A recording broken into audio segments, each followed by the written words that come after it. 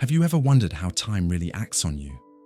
Not like a ticking hand or a number on a clock, but as an invisible, relentless, merciless force, quietly draining your life away.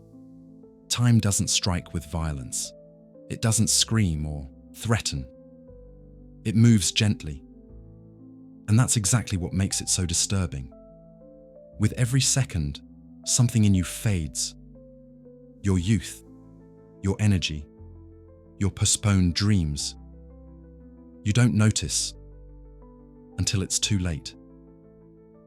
And what if I told you that some of the greatest philosophers in history dedicated their lives to understanding and warning us about this silent force? Nietzsche saw time as an eternal, haunting cycle. Heidegger said, "We are beings headed toward death." Camus believed time embodied life's absurdity. Jung warned that ignoring your inner time destroys your soul. In this video, you'll discover 20 truly disturbing thoughts about time. Ideas that weren't made to comfort you, but to wake you up if you feel like time is slipping by too fast, if you feel something's off in your routine, the world, or even within yourself, then you're in the right place. This video is an invitation to pause, reflect, and maybe change. Get ready. Time is silently killing you, but today you're going to hear that silent scream. Have you ever felt time slipping through your fingers like fine sand? That sensation that something is always slipping away, a moment, a possibility, a version of yourself. For Martin Heidegger, that feeling isn't some random existential mood. It's the very structure of our existence. We are, in his most radical expression, beings toward death. Heidegger doesn't talk about death as a final event, some distant point on life's calendar. He talks about death as a constant, invisible presence that shapes every choice, every fear, every silent urgency we feel. For him, death isn't out there. It's here, now. And it gives meaning and structure to how we exist. Death is the most personal, non-transferable, and unavoidable possibility of Dasein. Being in Time, 1927.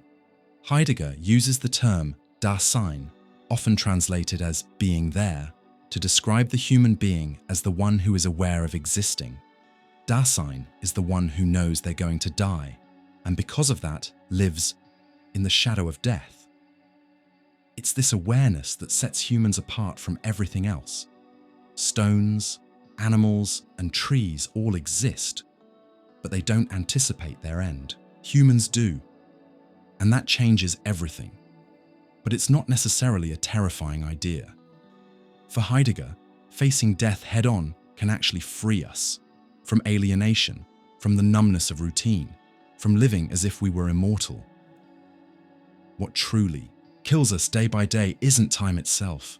It's inauthentic living, life lived as if time had no end. Imagine your life as a path. You can walk distracted, looking around, just following the crowd, or you can walk with the awareness that there's a cliff at the end, and that every step matters. For Heidegger, true freedom begins when we embrace that cliff, when we fully accept our finite nature. That idea is disturbing because it pulls us away from the comfort of everyday distractions. Overworking, making endless plans, postponing, dreams. All of these, Heidegger suggests, may be forms of existential bad faith. They're ways of avoiding the truth. Time is real, it's silent, and it will end. Living as if death doesn't exist is to not truly live. By accepting death as a part of being, Heidegger says we can live authentically. And authenticity isn't some magical formula for happiness. It's taking full responsibility for our lives, knowing we're temporary. Freedom doesn't mean escaping death, it means living in light of it. By anticipating the ultimate possibility of death, Dasein becomes free for itself. Being and Time Heidegger isn't suggesting we obsess over death, just that. We keep it as a constant companion. That shift changes how we relate to time. Time isn't just a tool for chasing goals, it's the space where our existence unfolds and ends. Time doesn't scream, doesn't run, doesn't warn us. It just is. And in its quiet presence, it wears us down, not with violence, but with quiet, inevitable persistence. Time doesn't kill with swords, as Bauman said. It kills with continuity. It's not an external enemy. It's part of what we are. And that brings us to a vital question. If everything is passing, how can we live without losing ourselves? Heidegger urges us to see our lives as something unique, unrepeatable, and fully ours. Every moment is a choice to get closer to authenticity or to drown in distractions. Authentic life isn't perfect. It's finite, flawed, uncertain, and that's exactly why it's worth living. This idea, though dark at first glance, is deeply freeing. Acknowledging death as life's ultimate horizon is what liberates us to live fully. Time may be killing us, but it's only because we die that we can truly live. This isn't about rushing through life. It's about living deeply. Not about collecting experiences, but about giving meaning to the ones we do have. Whatever time you have left, however long or short, it's enough if you live it authentically. That's Heidegger's most radical challenge. What if death, instead of being a tragedy, is actually the key to freedom?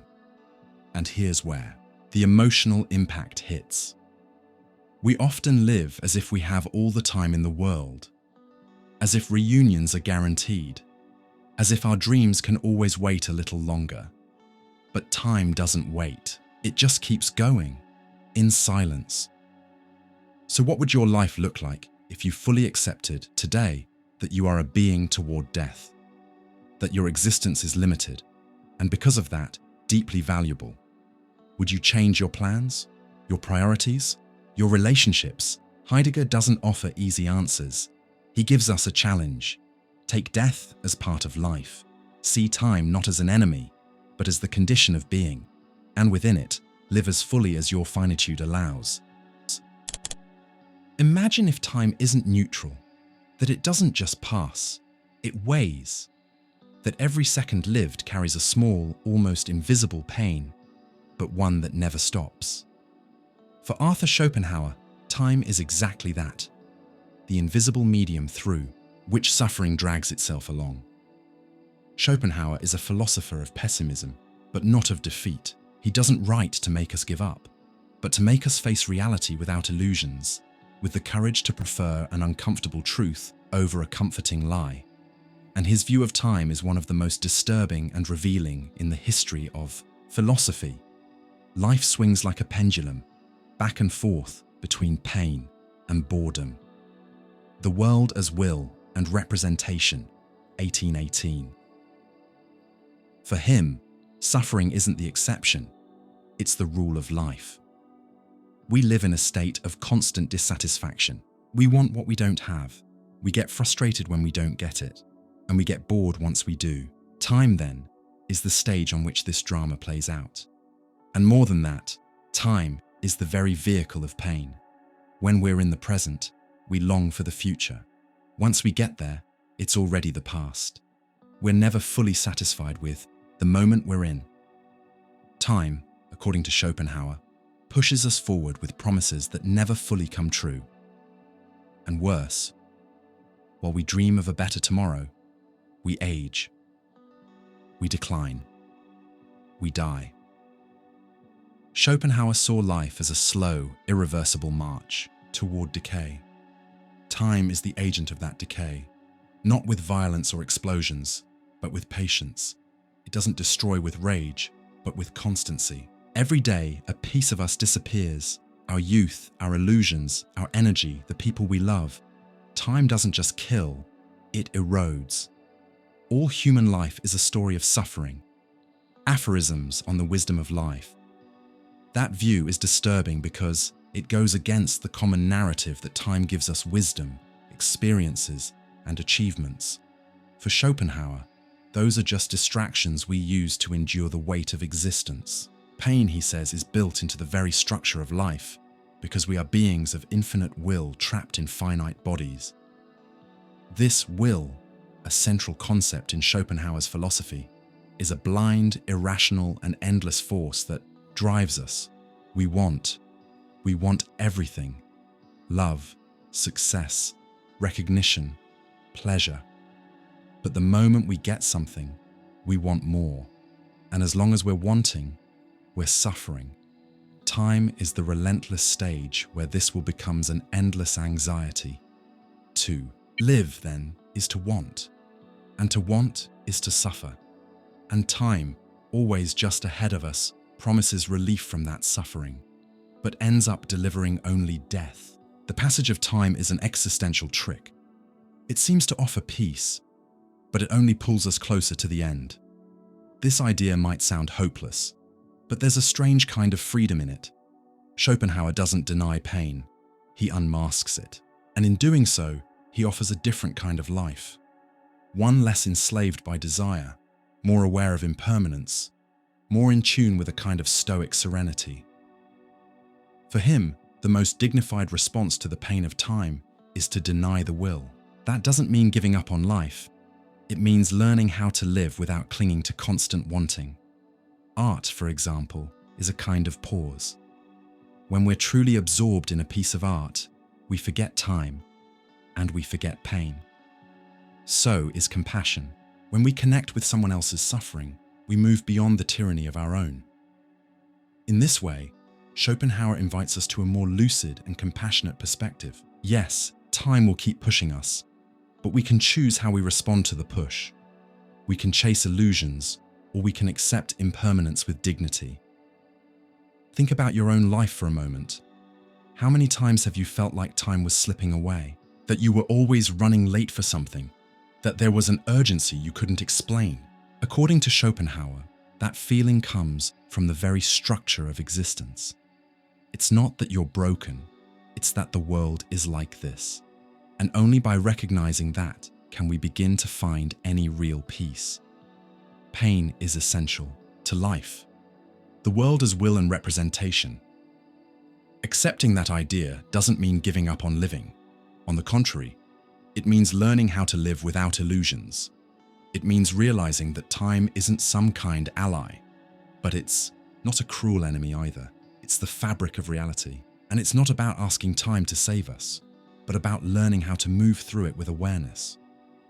Here, Schopenhauer's philosophy connects with a more ancient, almost Eastern wisdom.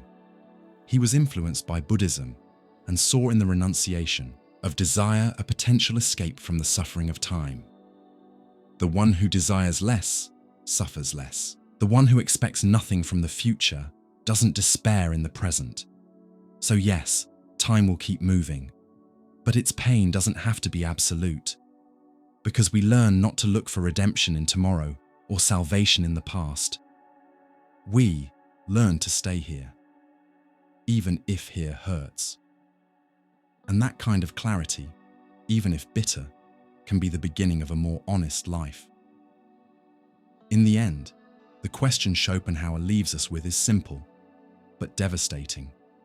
If time is suffering, what will you do with your now? Will you chase after desires that dissolve? Or will you quiet the will for a moment and look at the world as it truly is? What if, in a moment of total solitude, a voice whispered in your ear, "Everything you've ever lived and everything you will live will return exactly the same, forever." Not as a metaphor, but as destiny. This is Friedrich Nietzsche's most disturbing idea. He called it eternal recurrence. Not a comforting thought, but a challenge, one that can completely change how you view time. This life, as you now live it and have lived it, you will have to live once more, and countless times more, and there will be nothing new in it. The gay science Nietzsche isn't talking about reincarnation or cosmic cycles in the traditional sense. He's asking something far more radical. What if time isn't a straight line, but a circle, a loop where every detail of your life repeats infinitely, and you can't change a single thing? This idea is meant as a test of your life's value. If you knew you'd have to live everything again, over and over, could you handle it? Not just the highs, Not just the love and victories, but the pain you try to forget, the shame, the silence, the days you pretended to be someone you're not. It would all return, forever and ever. Nietzsche doesn't want you to believe this literally. Eternal return is an existential thought experiment. He's not trying to explain time. He wants you to confront your life with more seriousness than ever before. The message is simple and brutal. Live as if every act will be lived forever. Think about that. What if time didn't move forward? What if there was no later where you could fix things? No finish line where it all just ends? Then every moment would matter. Every decision would carry the weight of eternity. At its core, Nietzsche is asking, is your life worth living again? If the answer is no, then eternal return becomes an existential abyss. But if it's yes, if you could love your life enough to want to relive it infinitely, then you're approaching the highest kind of affirmation Nietzsche ever imagined. Amor fati, love of fate. My formula for greatness in a human being is amor fati, to not want anything to be different, not forward, not backward, not for all eternity. Ex homo eternal return is the opposite of everything that puts life on hold.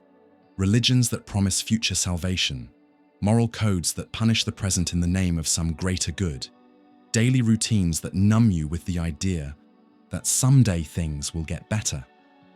Nietzsche wants to snap you out of that trance.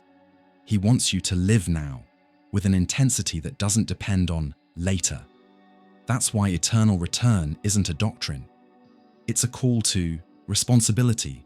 If your life will repeat forever, it can't be just a rough draft. It has to be a finished work, lived with clarity, depth, and fire. Become who you are. Thus spoke Zarathustra. This Nietzschean command is inseparable from eternal return.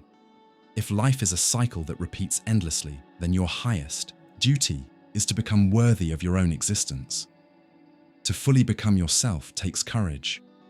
Courage to abandon what's safe, what's fake, what's inherited. Courage to create meaning, even when there are no guarantees. Nietzsche doesn't deny life's pain, suffering, or loss, but he refuses to let that pain lead to denial of life itself. What he fights is passive nihilism, the kind that says, nothing matters, so why bother?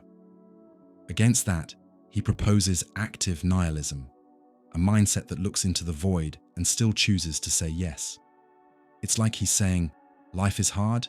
Yes, but you're strong enough to make it worth living forever. And at this point, eternal return transforms from curse to possibility. What once felt unbearable, the idea of reliving everything, even the pain, becomes a proof that your life is so full of meaning, it's worth the eternity. So the question is, are you building a life you could stand to repeat? Or are you just surviving on autopilot, hoping things will change on their own? Nietzsche challenges you to live with radical honesty. No hiding behind future promises. No outsourcing the meaning of your life. He looks you in the eye, across time, and asks, are you willing to say yes to life, exactly as it is? There's no final answer to that question. It's a living question, one that returns again and again, like time itself. And every time you say yes, even in the face of chaos, you move closer to what Nietzsche called the Übermensch, the one who creates their own values, who doesn't need salvation, because they've turned their life into an eternal yes. So look at your life now, not the ideal, not your plans, not your dreams, but what's here, in the present. If everything started over right now, exactly the same, would you accept it? Have you ever felt too busy to think about your own existence? Ever noticed how we bury ourselves in tasks, deadlines, and distractions, like we're running from something deeper? Jean-Paul Sartre believed this isn't just common, it's fundamental to human life. To him, this escape from a deeper awareness of our existence has a name, bad faith, and time with its silent passing is either the accomplice or the executioner of this self-deception. Bad faith is a lie. We tell ourselves, Being and Nothingness, 1943. According to Sartre, we are condemned to be free. Not free in a light or pleasant way, but in the sense that we have no fixed essence, no set nature, no pre-written destiny. We are what we choose to become, and that terrifies us, because if everything depends on our choices, we have no excuses. We can't hide behind, "This is just who I am," or "Life is just like this." We are free to define who we are, and that radical freedom exposes us to emptiness, anxiety, and total responsibility. So what do we often do to avoid this truth? We run. Sartre calls this bad faith, in French mauvaise foi. Bad faith is a lie we tell ourselves to avoid the weight of our freedom. And where does time fit into all this? Time is the perfect stage for this escape. It allows us to hide in the future or lose ourselves in the past. How many times have you told yourself, "One day I'll change, there's still time, not now, later"? These harmless-sounding phrases are really ways to avoid facing who we are, while time keeps moving, silently pulling us closer to death. Sartre says we constantly live in tension between the person we are now and the person we're not yet, but imagine we'll become. And often we get stuck in that space. We live projects that cover up the void. We fill our schedules with things that distract us from the hardest truth of all. Our existence has no built-in meaning. We have to create it. Man is nothing else but what he makes of himself. Existentialism is a humanism, 1946. But creating meaning is hard. And time doesn't wait for us. Every day we postpone the responsibility of becoming who we really are. Time keeps moving, quietly, but without mercy. It wears us down. It consumes us. It kills, not with rage, but with indifference. Unlike Heidegger, Sartre doesn't see death as the key to authenticity. For Sartre, we are not our death. We are our actions while we're alive. And that makes us even more responsible. Death is just the final period on the sentence we've written word by word. And if we write that sentence with lies, if we keep pretending, saying we're someone we're not, or endlessly putting off what we know matters, we're slowly killing ourselves. Time eats away at us while we hide from ourselves. Take a simple example. Imagine a waiter. He moves with precision, follows formal scripts, repeats the same gestures. It looks like he is a waiter, as if that's all he is. But for Sartre, he's in bad faith. Because he's not a waiter, he's acting as one. By pretending that being a waiter is his whole identity, he gives up his freedom. The same goes for any of us. When we say, "That's just how I am," or "I can't change," we're falling into bad faith. We're clinging to a fixed identity to avoid the anxiety of knowing we could be something else, and the responsibility to make that happen before time runs out. Bad faith is comforting. It protects us from the pain of freedom. But that comfort is a slow poison, because while we pretend to be something fixed, we become nothing at all. We just pass the time until it drains us. Sartre offers the opposite: authenticity. To live authentically is to accept that we are free and therefore responsible. It means living without excuses. It means choosing consciously, knowing that every choice defines who we are. There's no essence to discover, only a self to build right now, and that requires presence. It means seeing time not as space to fill with distractions, but as a field of possibility. Every second is a chance to become someone, not someone better in a generic sense, but someone more true to yourself. Is living this way exhausting? Yes. Is it scary? Absolutely. But it's the only path to a life that's really yours, because time, as we've seen in the previous lessons, won't wait. It doesn't negotiate. It doesn't pause while you hide. Time moves forward, and with it, you either fade away or evolve. And if you keep postponing what you know is real inside you, a calling, a desire, a truth you keep silencing, time will keep doing its job, consuming you while you lie to yourself. Sartre's philosophy is a brutal mirror. It shows us that often we are the ones building our own cage, not because we lack freedom, but because we fear it. And time, in all this, isn't neutral. It's the relentless backdrop where everything is revealed or lost. Time is the medium through which possibility becomes reality, being and nothingness. So the question is clear. Are you being honest about who you are? Or are you hiding while time slips by? Are you creating a free existence? Or just surviving inside roles you never really chose? Because in the end, time will pass either way. The only question is, will you use it to live in truth, or let it kill you slowly while you hide from yourself?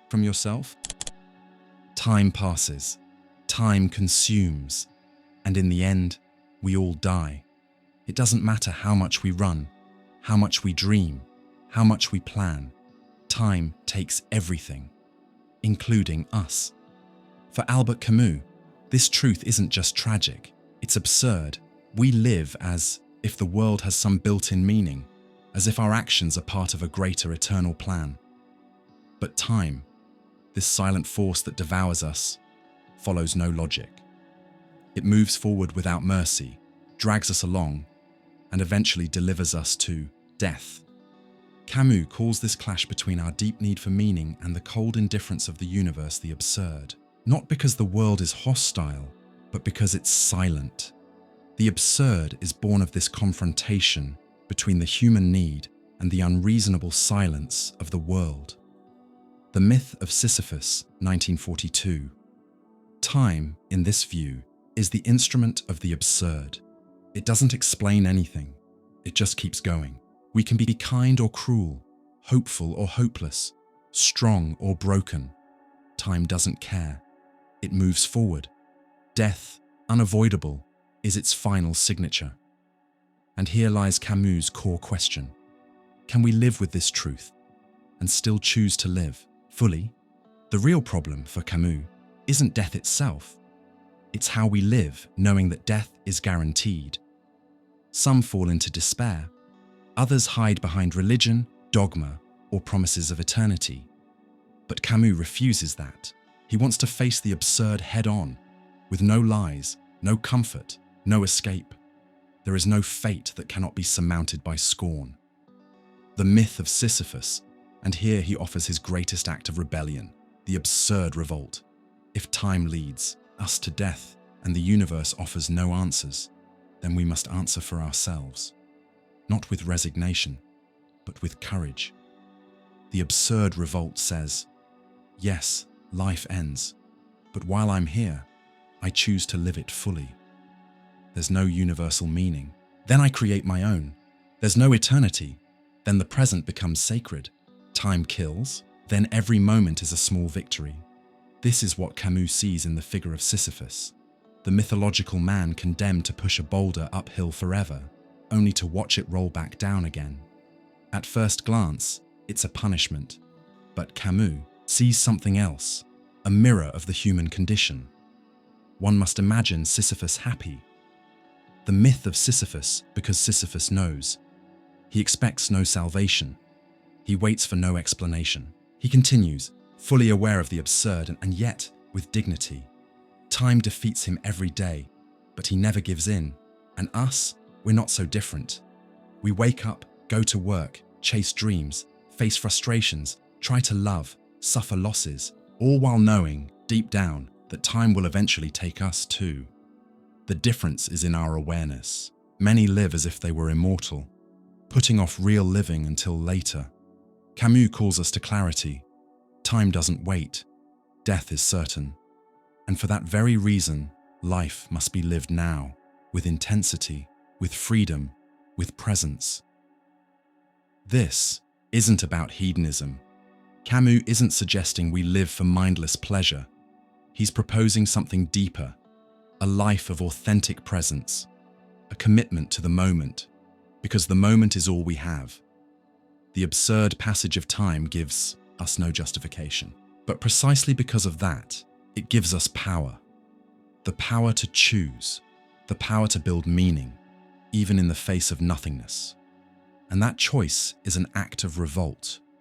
Not a loud, angry revolt, but a quiet, steady defiance. The defiance of someone who says yes to life, even in the face of death. The awareness of the absurd is not despair, it is freedom. The myth of Sisyphus: if time pushes us toward death, then living with truth becomes a form of resistance. With every honest moment we live, we steal a small victory from time. With every act of love, creation, beauty, and clarity, we answer the absurd with grandeur. Here lies the bittersweet beauty of Camus' philosophy. We are not free from time, but we are free within it. We are finite, yes, but we are not meaningless. Our lives may not have cosmic purpose, but they can still have human value. Camus invites us to a rare kind of courage, the courage to live without illusions, to not run from death, but to walk beside it and still smile, still love, still create, still act, not because we expect a reward, but because that's all we can do, and that's enough.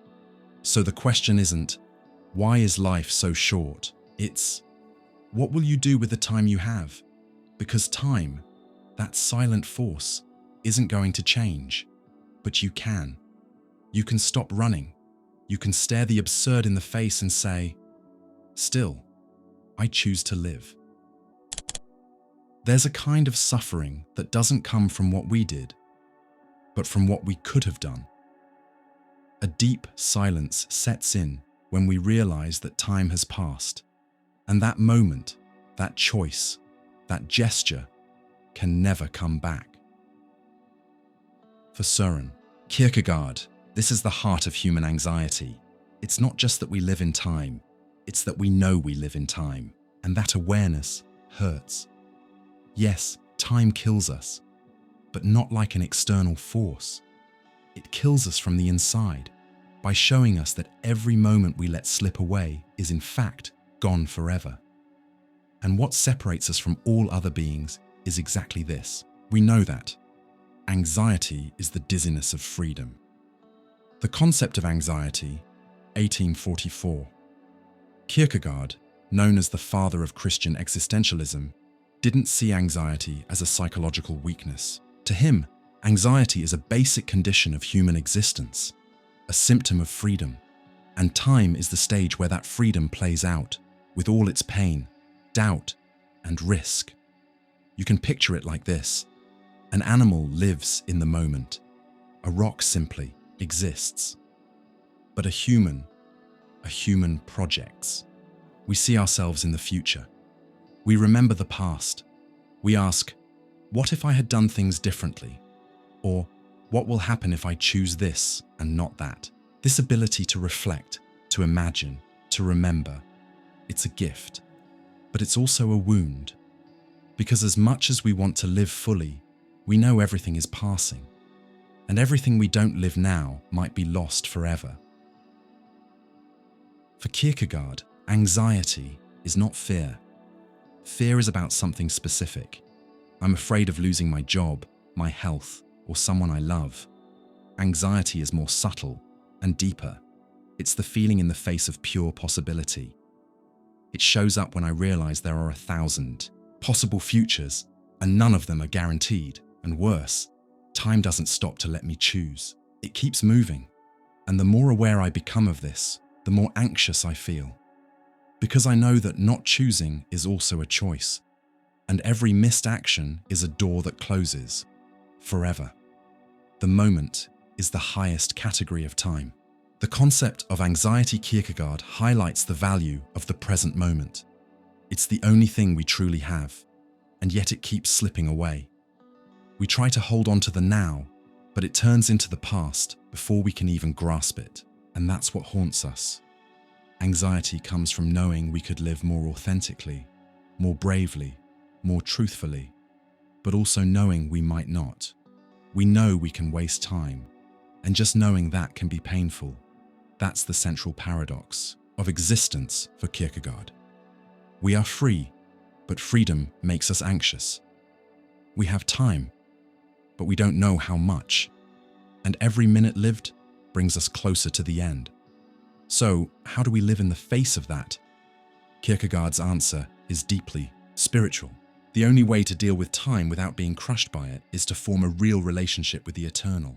And here he brings in his religious view, not as dogma, but as an existential need.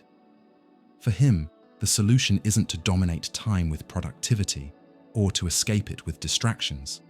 The only real way out is through faith, a faith that doesn't erase anxiety, but walks through it. A faith that connects us to the eternal without denying that we are finite. Faith is precisely the contradiction between the infinite inwardness of the spirit and the finiteness of the moment. Fear and Trembling, 1843. Time, for Kierkegaard, reveals our fragility, but also gives us the chance to do something meaningful, to choose with truth, to take responsibility for being who we are, not because we have to, but because we're free to. Anxiety, then, is no longer just a burden. It's a sign that we're truly alive. Only someone who's aware of time can love deeply, choose fully, and live with real intensity. If you live without anxiety, maybe you're just asleep. And what about you? Have you ever caught yourself thinking that maybe you're postponing things too much? Ever felt like life is happening and you're just watching instead of living? Kierkegaard doesn't offer an easy answer. He offers a call. Live with seriousness. Take your existence seriously. Take time seriously, because it doesn't come back. The present moment, for him, is the meeting point between time and eternity. It's where everything happens. It's where you become who you are, or fail to. And as uncomfortable as that may be, it's also freeing. Because as long as we're aware, we still have possibility. We still have the now. We still have a choice. And if we still have a choice, there's still hope. Kierkegaard invites us not to run from anxiety, but to listen to it, because it speaks of what really matters. It warns us when we're drifting away from ourselves, when we're trading our time for distractions, when we're pretending there's always a tomorrow while the now quietly slips away. Anxiety is the reality of freedom as it faces itself. The concept of anxiety, in the end, this lesson isn't a warning, it's a call. Embrace your freedom, embrace your anxiety, and choose. Choose truthfully, knowing time won't wait. Choose to live, even knowing everything can be lost, because that's exactly what gives life its value, the fact that it can be lost. While many philosophers see time as a force that slowly and silently consumes us, Epicurus takes a surprising turn. He strips time of its power over us. In his philosophy, time isn't what kills us. It's the fear of death that paralyzes us. And that fear, he argues, is irrational. Epicurus, a Greek philosopher from the 4th century BC, didn't deny death or the fact that it marks the end of life, but he made a bold claim: death is nothing to us. Letter to Menocius at. First, that might sound absurd. How can death be nothing? Isn't it the thing we fear most? Isn't it what puts a limit on everything we plan? Epicurus responds with disarming clarity. Death is not an experience, and because of that, it shouldn't be feared. He explains it with simple, almost mathematical logic. While we are alive, we are not dead, and once we are dead, we are no longer aware, so we never experience death. Death, then, isn't something we live through. It's the end of all experiences. And since we don't feel what we don't experience, fearing death is just a misunderstanding, a logical mistake that causes unnecessary suffering. This idea, calm yet radical, has deep implications, because if death isn't a harm, then time isn't our enemy. We don't have to race against the clock. We don't need to live in a panic about the end. Instead, we can live in peace. So why are we still so afraid? Epicurus would say it's because of false ideas. Many of our fears are taught early on. Fear of eternal punishment, fear of what comes after, fear of nothingness. These fears, fueled by traditions, religions, or cultural stories, create deep anxiety, as if death is waiting to meet us with cruelty. But Epicurus dismantles that fantasy. To him, the soul doesn't survive the body. There's no punishment, no judgment, no consciousness after death. Death is simply the end, and because of that, there's nothing to worry about. When we exist, death is not present. When death is present, we no longer exist. Letter to Menocius. This phrase, repeated through the centuries, holds a peaceful kind of wisdom. It invites us to make peace with time. Because if time leads us to death, but death doesn't touch us while we exist, then time isn't an executioner, it's a companion. Epicurus teaches us to live without fear of the end. And that, ironically, is what allows us to live better. Think about it. How many times have you missed the present because you were afraid of the future? How often has the thought of death kept you from living with lightness? How many times have you rushed, accumulated, and overloaded yourself, thinking you had to beat the clock? But according to Epicurus, time doesn't demand speed, it demands presence. Because the only reality that truly belongs to us is now. The past is gone. The future hasn't come yet. And death, the one we fear so much, isn't something we actually experience. What we feel is fear of it, and that, not death itself, is what can kill us early. That's why Epicurus also said, "Vain is the word of the philosopher who doesn't heal human suffering." Epicurean fragment, for him, philosophy wasn't abstract speculation. It was a way to heal the soul. And one of the soul's greatest illnesses is the fear of death, a fear that steals our peace, makes time feel like an enemy, and distorts life with anxiety. Healing that fear is a kind of freedom, because once we accept that death is nothing, time transforms. It stops being a ticking countdown and becomes a space we can fill with pleasure, friendship, thought, and calm. Epicurus believed in a simple life focused on real pleasures. Friendship, freedom, thought, the absence of pain, no excess, no luxury, just the peace of living well with what we have, knowing that death is not horror, but absence. And here lies the liberating power of his view. Once we stop fearing death, we can start living without weight. Time no longer needs to feel like a road leading to the abyss. It becomes a field where life can grow, moment by moment, not rushed, not anxious, but with clarity. Think about your own life. How many of your fears aren't real, but were taught, repeated, passed down? How many times have you worried about what comes after, forgetting that life is happening now? Epicurus would invite you to make peace with time, to stop seeing it as some invisible killer, and start seeing it as a quiet ally. To realize that time doesn't kill you. What kills you is the fear of living. Death isn't an event of life, it's the end of life. And because of that, it's not something you feel, think, or experience. While you are here, and that's all that matters. The most terrifying of evils, death, is nothing to us. Letter to Menocius. Maybe what scares us most about death isn't death itself, but the way we live as if we've forgotten this truth. We spend too much time focused on what's next and forget that the only real thing is now.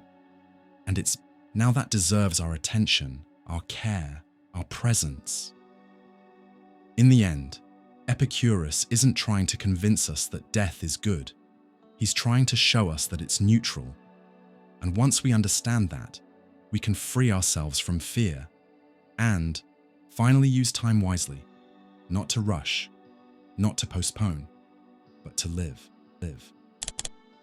When you think about time, you probably imagine something that exists outside of you, a universal flow that keeps moving forward, marking minutes on the clock, years on the calendar, and seasons in nature.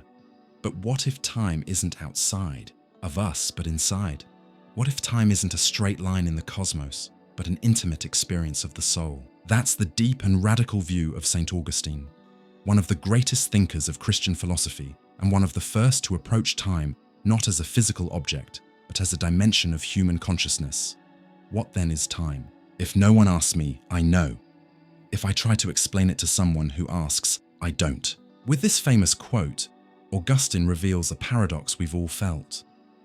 Time is something we constantly live with, and yet it's nearly impossible to define.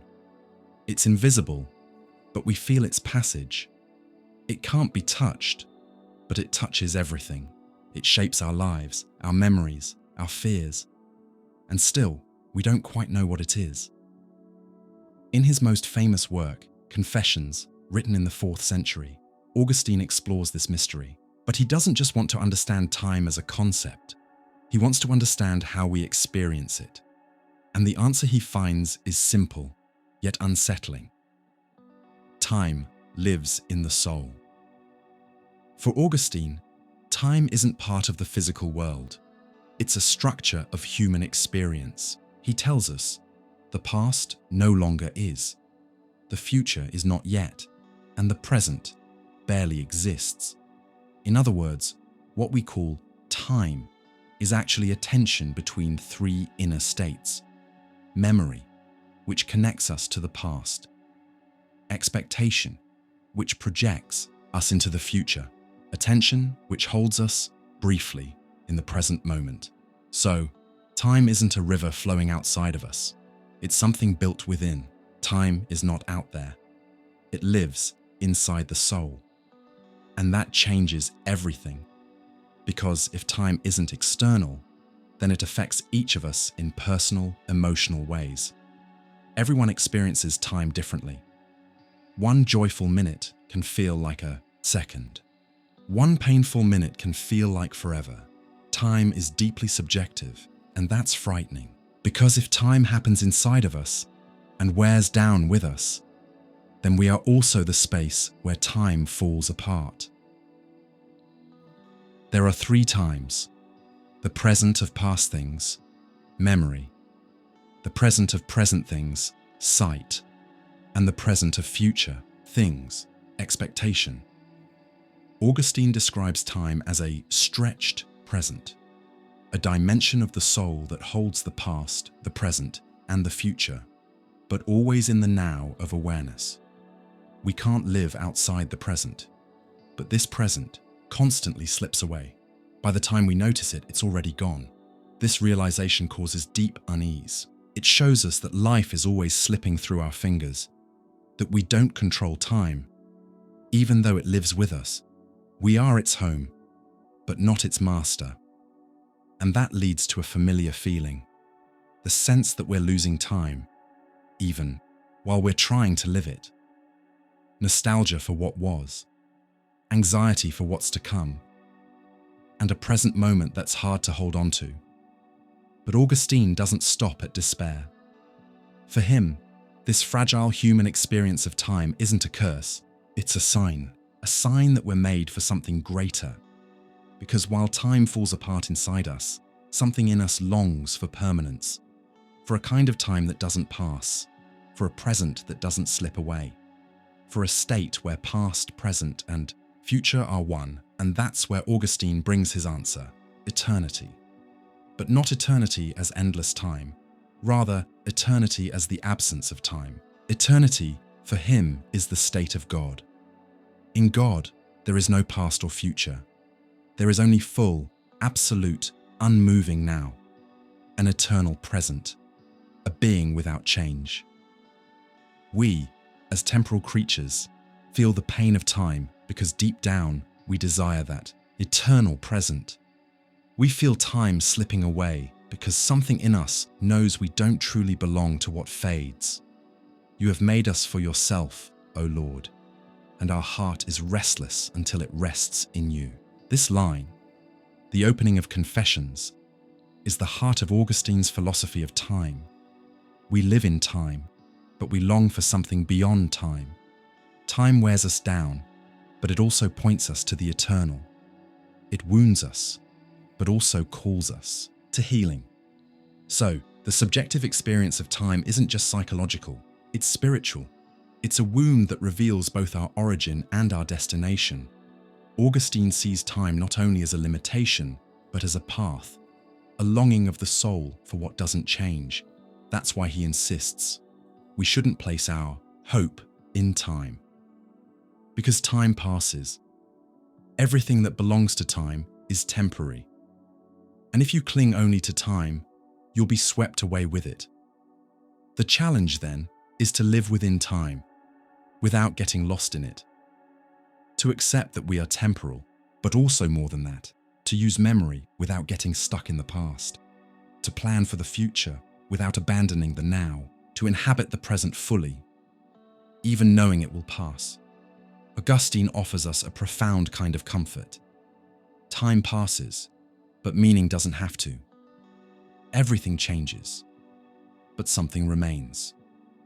We are finite, but we're capable of desiring the infinite, and that desire, hidden inside our deepest experience of time, can guide us, not to run away from life, but to live it with more truth. Time doesn't always kill us outright. Sometimes it does something even quieter. It changes us. Stage by stage, life runs through us in ways that aren't just physical or external. They're internal, symbolic, invisible to the eye, yet deeply real. That's the dimension Carl Gustav Jung explored. The Swiss psychiatrist and thinker looked at time not as a straight line or a simple biological clock, but as a psychological field where the soul ripens. For Jung, time isn't just what carries us to death, it's the space in which we become who we are. And that doesn't happen automatically. Simply getting older isn't enough. You have to move through time consciously, or it eats you from the inside out. Until you make the unconscious conscious, it will direct your life, and you will call it fate. Carl Jung called this inner transformation individuation. It's the process by which a person becomes a true individual, someone who's inwardly integrated, who doesn't live only for the outside world or other people's expectations, but who's found an inner center. Individuation is an existential, symbolic journey. It unfolds across time, stage by stage, crisis by crisis. If we drift through those stages without awareness, parts of us freeze up and never mature. That's when time, instead of transforming us, starts to corrode us. Jung saw the unconscious not as mental junk storage, but as a living source of symbols, myths, and archetypes that guide us, even when we aren't aware. Each life phase comes with its own symbolic challenges. If we dodge those challenges, something in us dies, not biologically, but symbolically. Spontaneity, creativity, the link to what's most authentic in us. The soul demands its expression in time. Carl Jung, every person, Jung said, carries an inner map of development. But that map isn't handed to us fully drawn. It reveals itself bit by bit through dreams, symptoms, crises, encounters, and losses. For the map to unfold, we need time that's lived deeply. When we're young, we build the persona, the mask we show society. We have to find a place, a role, a function. That matters. But Jung warned, stay trapped in that mask too long and you lose touch with the self, your real center. Then comes the midlife point, the phase many dread and Jung valued. That's when questions rise. Everything I built, was that really me? Where is my energy going? What still makes sense? That's the call to individuation. It's no longer about pleasing, competing, proving. It's about integrating, reclaiming lost pieces of soul, listening to inner voices we silenced, making peace with time and with our own story. Many people resist that call. They cling to appearances, repeat old patterns, avoid the inward dive. Yet, as Jung said, what's unlived turns into shadow, and when ignored, the shadow turns against us. That's when time becomes a silent adversary. It keeps moving while we stay stuck. Every life stage left unlived exacts a price, not violently, but with emptiness, a sense that something's missing even if we can't name it. The greatest tragedy is to grow old without ever becoming who you really are. Carl Jung invites us to treat time as an ally, not as haste or punishment, but as the natural cycle of a transformation journey. And every journey needs courage to shed the old self, cross the unknown, and weave back in what we'd rejected. This journey is packed with symbols, recurring dreams, archetypal images, synchronicities. Jung believed the unconscious is constantly sending messages about what needs integrating. Are we listening? We live in a world that worships youth, speed, instant success. Jung said soul maturity takes time and can't be rushed. Each life phase has its own truth, symbol, lesson. Youth is the time of construction. Maturity is the time of integration. Old age is the time of wisdom. But those phases don't arrive ready-made. We must live through them with presence. If we don't, we die, not in body, but in soul. Jung thought many psychic illnesses are the soul's cry to be heard, symptoms that surface after years of neglecting the inner process. The time we ignore eventually presents the bill, not as guilt, but as incompleteness, living yet not fully alive, here yet far from ourselves. Individuation is the realization of the self, and the self is time made conscious. Carl Jung, that's the key shift. Time isn't only what ages the body, it's what ripens the soul, but only if we're willing to meet what's inside.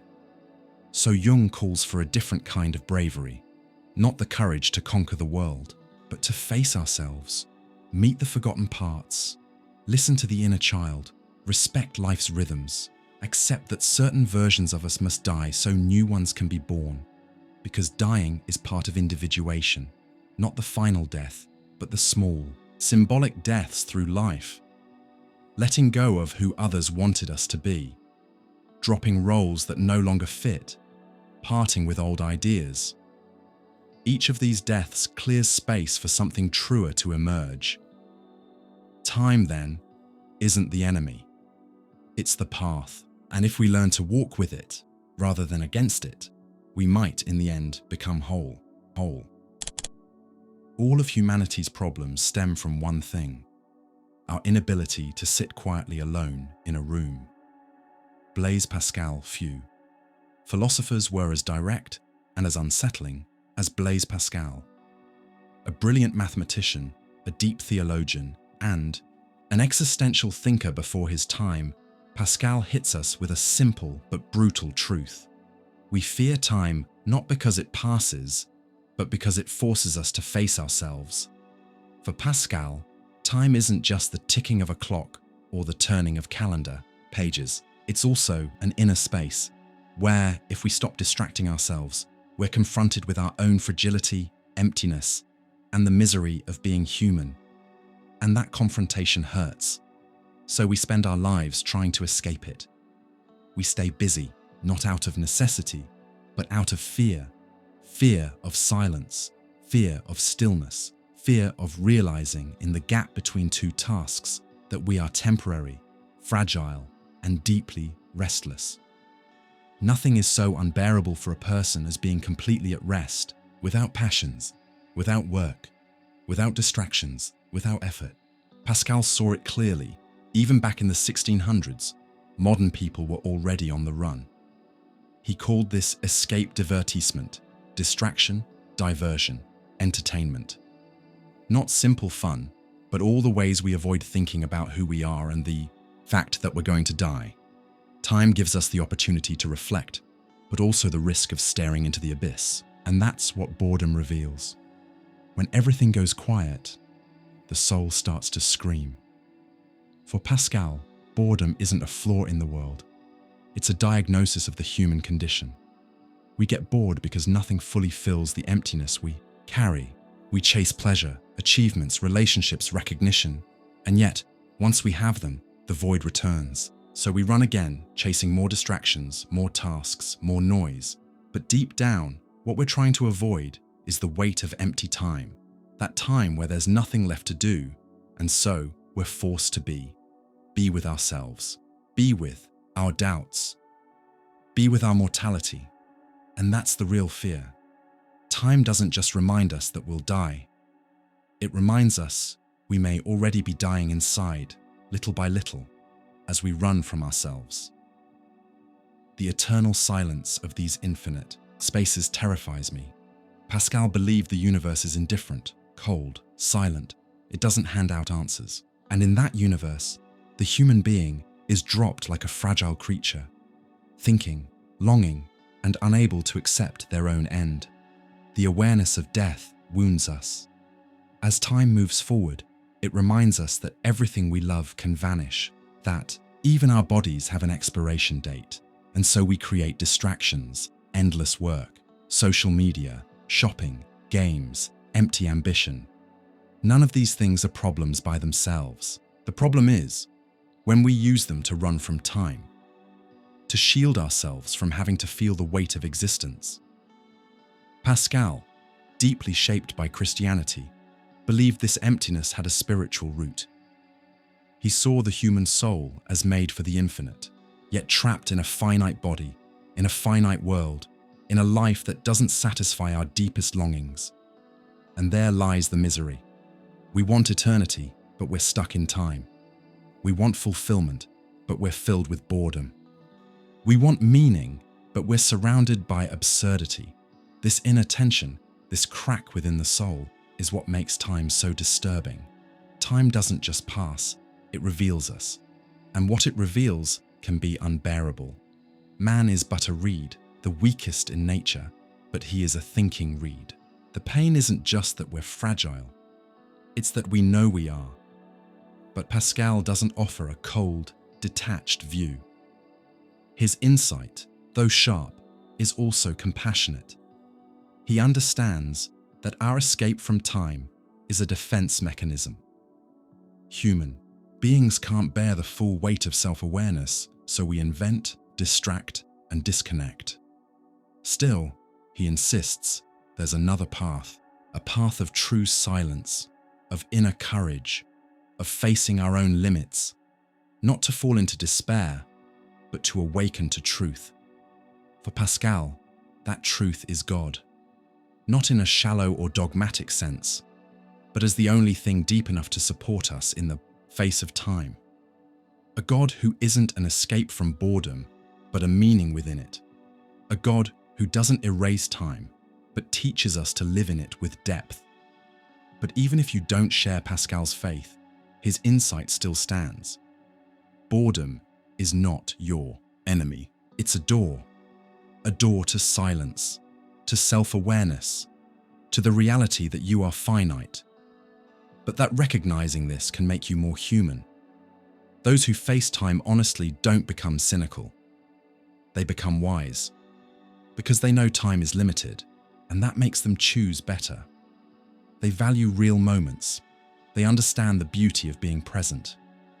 They know that a single mindful hour is worth more than a lifetime lived in escape. Yes, time will take us. But what it does most is show us who we are, and that revelation can be unbearable, or it can be the most beautiful opportunity to finally wake up. Everything flows, nothing stands still. These words, attributed to the Greek thinker Heraclitus of Ephesus, aren't just a poetic observation about the world. They're a statement about reality itself, an existential insight, a truth that can be both liberating and unsettling. Heraclitus didn't write long philosophical treatises. He spoke in fragments, almost like cryptic poems, but within those fragments lies a powerful message, especially when it comes to time. For him, time isn't a series of fixed moments. Time is flow, motion, becoming. And as he famously said, you can't step into the same river twice, because new waters are always flowing. This river metaphor isn't just beautiful, it's radical. It means that everything is constantly changing. Nothing is fixed. Nothing is permanent. Not even you. The river represents time, yes, but also existence itself. What we call the self isn't a solid, unchanging thing. It's a continuous stream of thoughts, sensations, desires, and memories, all constantly shifting. And if everything changes, then identity itself is a current. That idea is disturbing, because deep down, we crave security, stability, permanence. But Heraclitus tells us, those things don't exist. Everything we think is solid is actually an illusion, and time carries us forward, like a silent river, without asking permission. War is the father of all things.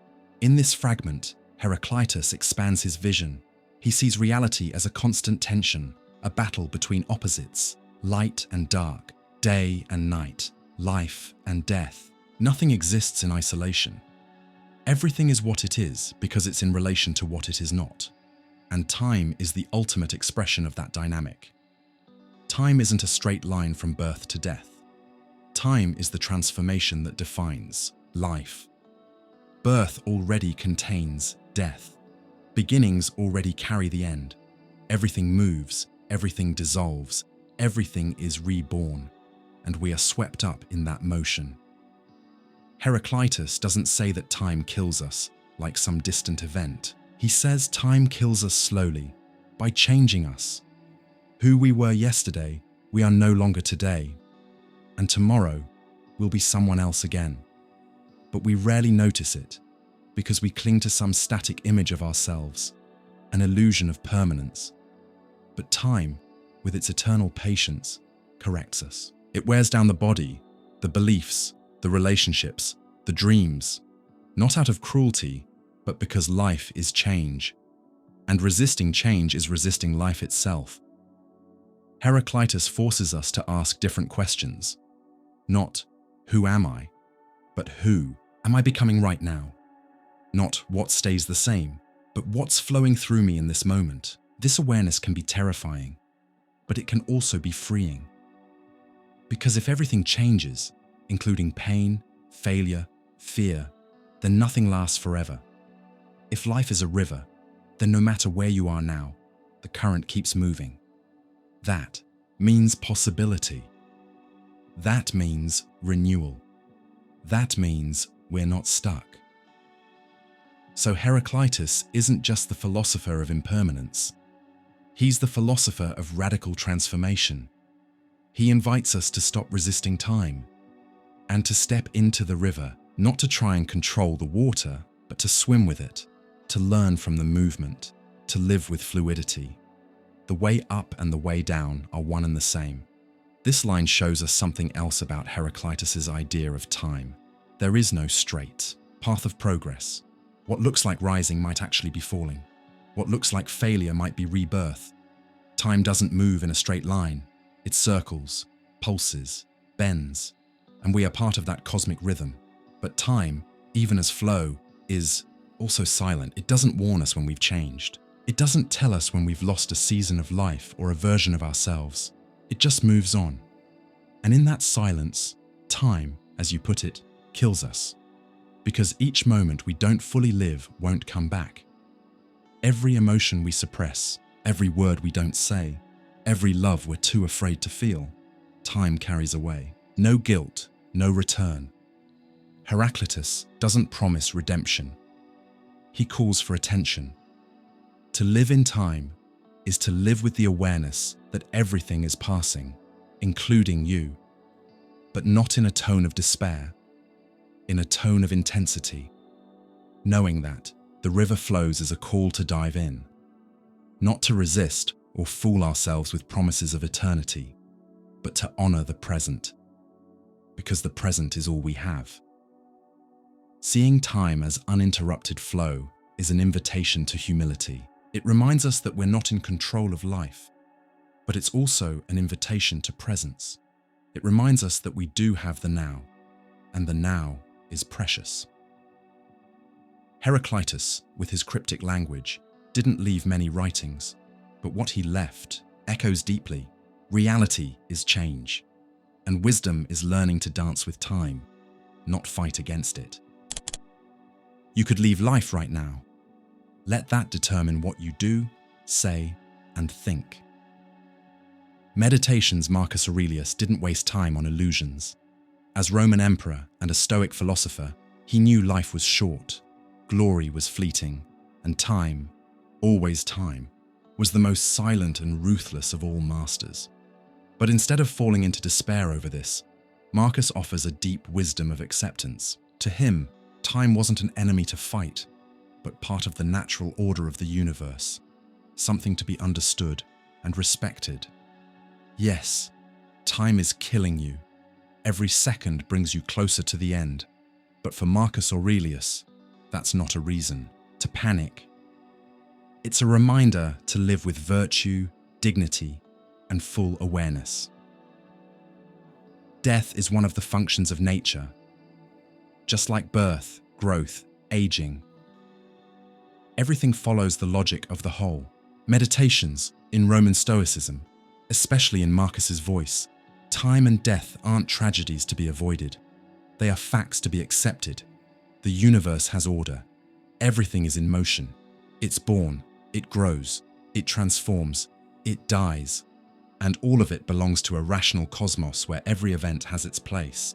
This changes how we relate to time. Instead of fighting the clock like it's an enemy to beat, the Stoic learns to cooperate with time, to make the most of now, and let the future unfold as it will.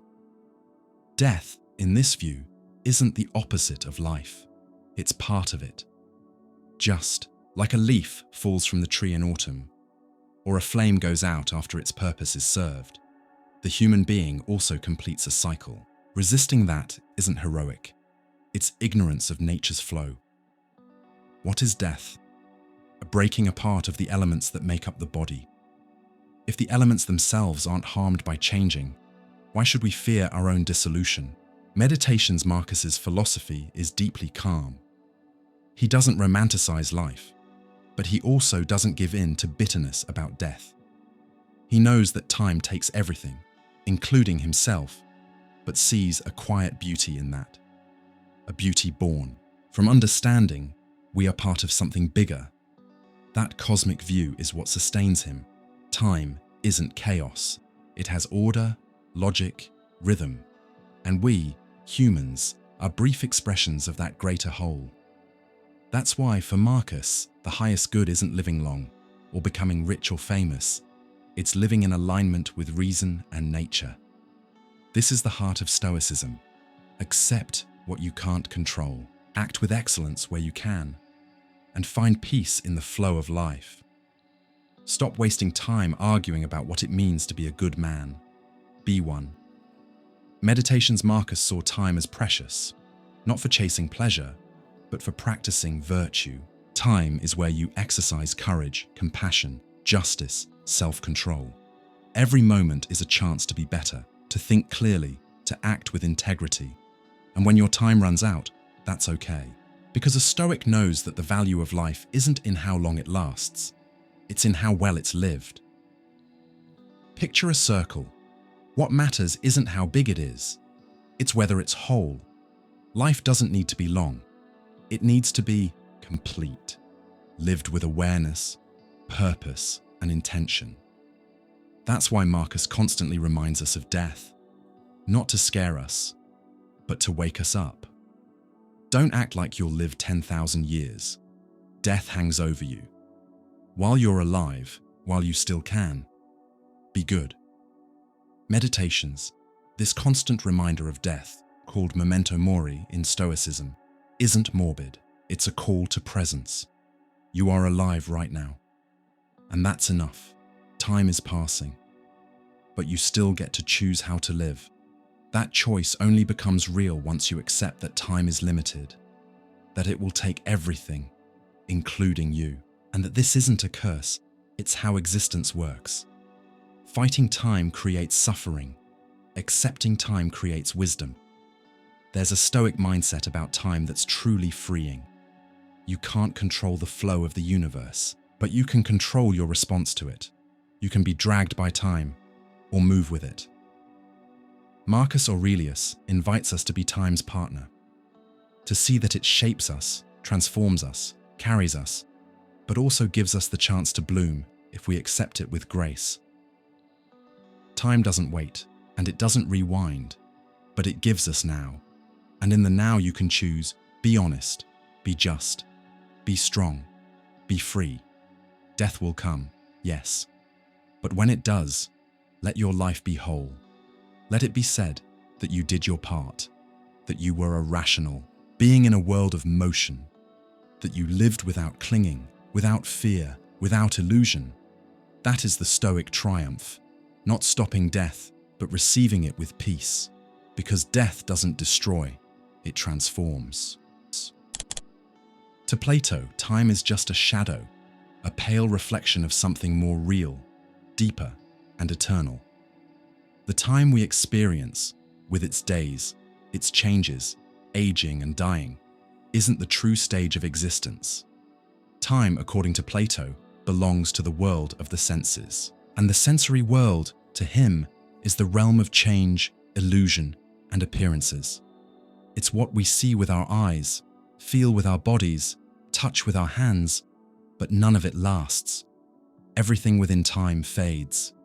Time is the moving image of eternity. Timaeus.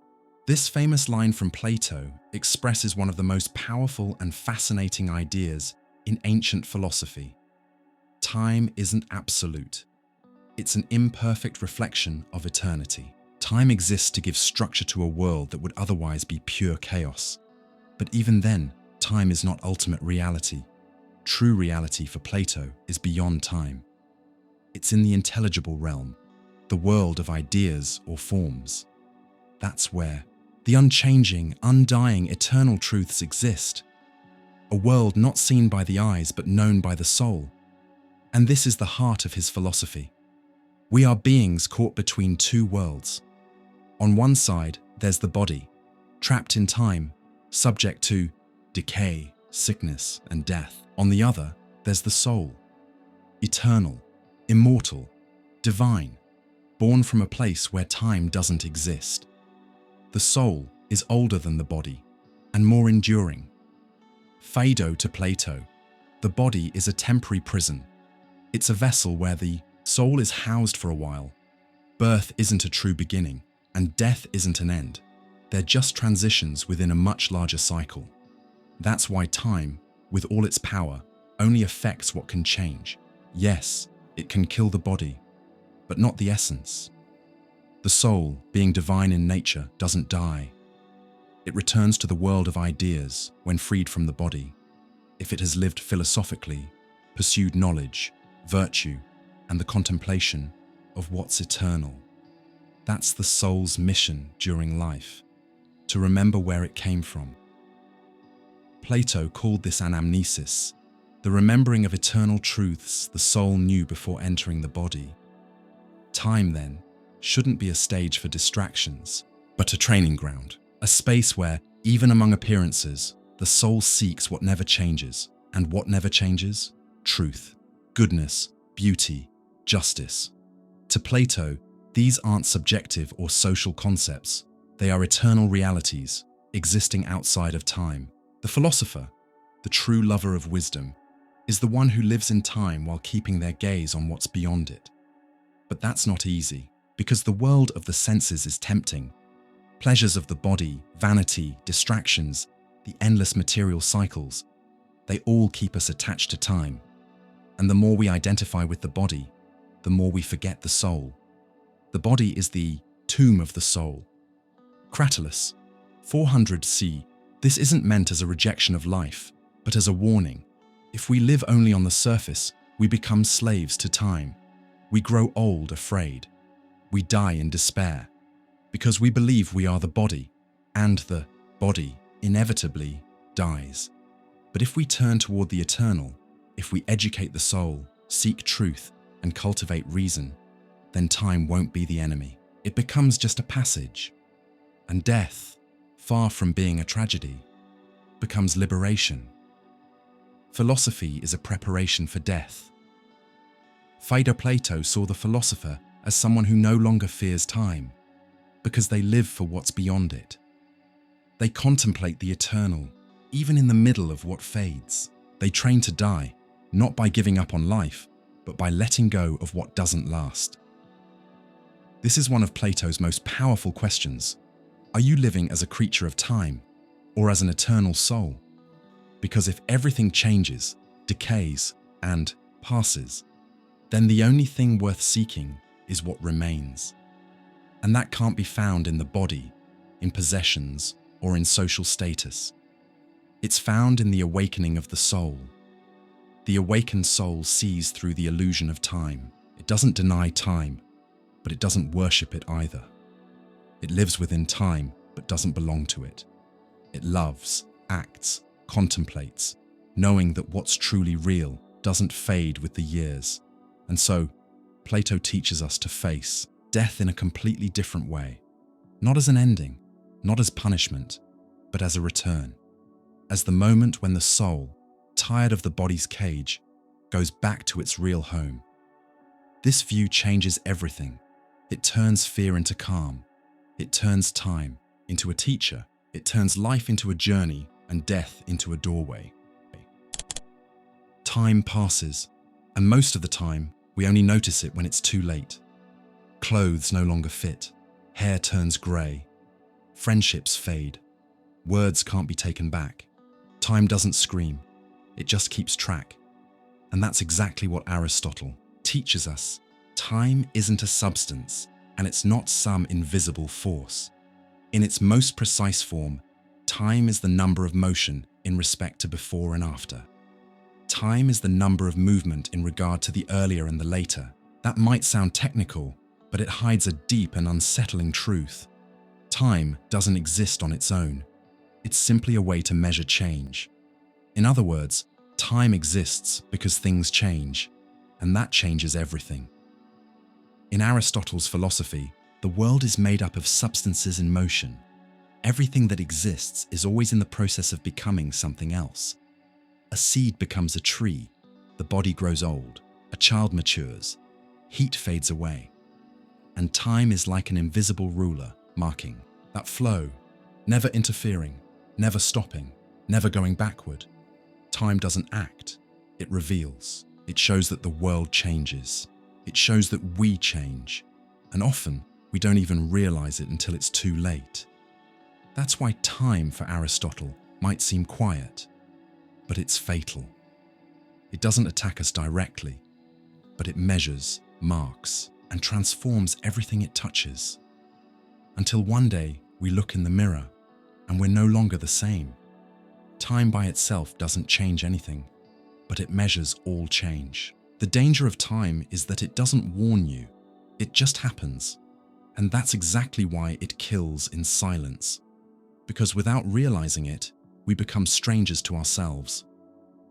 Aristotle's big question is this: if time is just a way to measure change, why are we so afraid of it? Maybe because what we actually fear isn't time. It's the change it reveals. The change in our bodies, our relationships, our ideas, our dreams, and above all, irreversible change. Aristotle also said that time is tied to the rational soul, because only humans with consciousness can perceive time. Animals feel day and night, heat and cold, but only we reflect on before and after. Only we feel the weight of passing time. That gives us a unique power and a unique anxiety.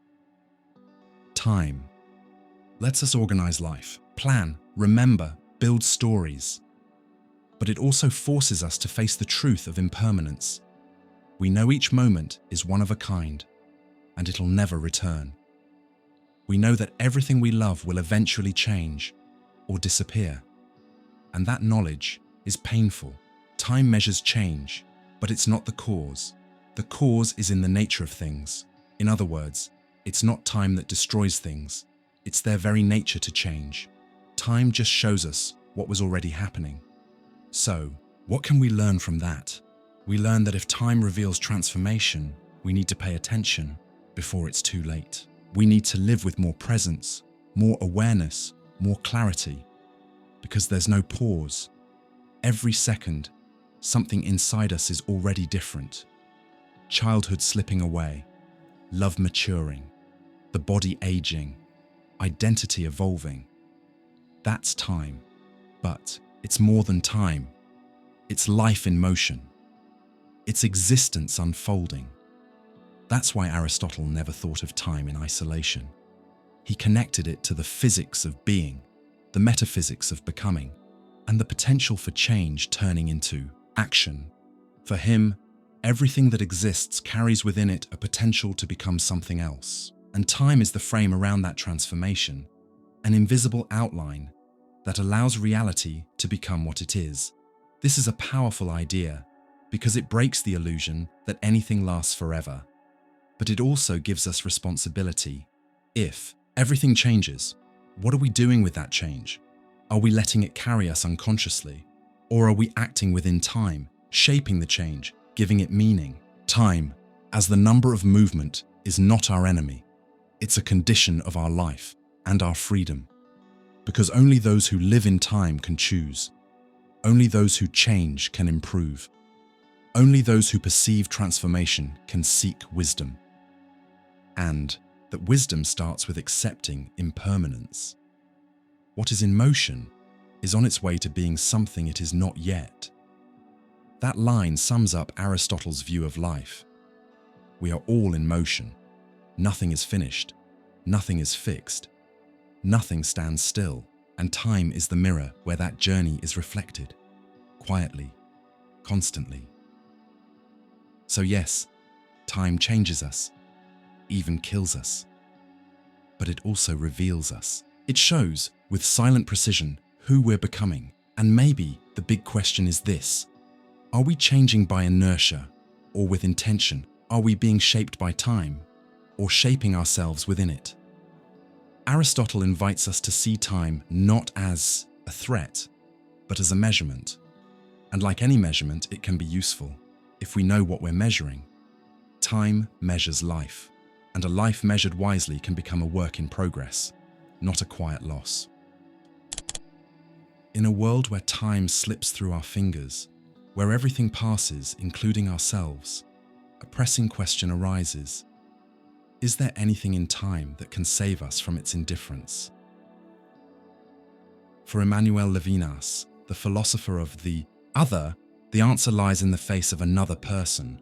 Levinas doesn't see time as just a physical measurement, not simply a ticking clock or a moving calendar. He sees time as something deeply ethical, and that ethics isn't born from isolation, it's born from encounter. Time is the relationship of being with that which cannot be reduced to the same, totality and infinity. That sentence might sound abstract at first, but its meaning is powerful. For Levinas, real time, the kind that humanizes us, that gives life meaning, doesn't happen in the repetition of routines or the counting of days. It happens in the moment we are interrupted by the presence of the other. And what is the other? The other isn't just another person. In Levinas' view, the other is someone who disrupts our ego, who pulls us out of the center of our own world, who forces us to rethink our certainties. The other is the face that calls us out, whose very existence demands a response, a responsibility. The face of the other is that which cannot be killed. Ethics and infinity time without. The other is a lonely road. It leads us toward the end, slowly, silently. As many other philosophers have pointed out, it kills us with repetition, with routine, with the loss of self-awareness. But when the face of the other appears, something shifts. Time is no longer just a sequence of passing moments. It becomes about relationship, about waiting, about responsibility. Time gains depth. It stops being purely biological or chronological and becomes ethical. Levinas flips the Western tradition on its head. For centuries, philosophy put the self at the center. But Levinas says the other comes before the self. Before I even ask, who am I am already being called by the other. And in that calling, ethical time is born. Because to respond to the other, I need to be attentive. I need to listen, to care. I need to step outside myself. And this stepping outside, Levinas says, is where real time, transcendent time, begins. The relationship with the other is time. Totality and infinity. That idea is transformative because it shows us that time doesn't have to be just something that slowly kills us. It can also be something that opens us to the infinite. And that infinite doesn't live in the stars or in abstract ideas. It lives in the human face that looks at me, in the gaze that meets mine, in the suffering that reaches out to me. The silent death of time, as we've seen in so many thinkers, gets interrupted the moment someone looks at us. and calls us to respond. And it's not about some external moralistic duty. It's about the kind of responsibility that naturally arises from the relationship itself, from the simple fact that the other affects me. In this sense, time isn't just a march toward the end. It's also an opening, a waiting, a promise, and yes, a risk. Because opening yourself to the other means exposing yourself. You might get hurt, but you might also be changed. You might be saved from your own loneliness, your own sameness, your closed-off self. For Levinas, that's the real revolution of ethics. It doesn't begin with reason like Kant believed. It begins in the real human contact with the other, in their fragility, their uniqueness, their undeniable presence. And it's in that encounter that time expands. Think of a moment when you truly listened to someone, when you stopped thinking about yourself for a moment and entered someone else's joy, pain, or doubt. Time in that moment felt different. It wasn't just passing, it was happening. It brought people together. It transformed something. Levinas would call this ethical time. And the most beautiful part? This kind of time can outlive death. Because even when the body is gone, relationships remain. The love you shared, the compassion you offered, the care you gave. All of that outlasts the timeline of existence. It stays in memory, in history, in the quiet impact you left in someone else's world. The ethical relationship is not being with the other, but being for the other.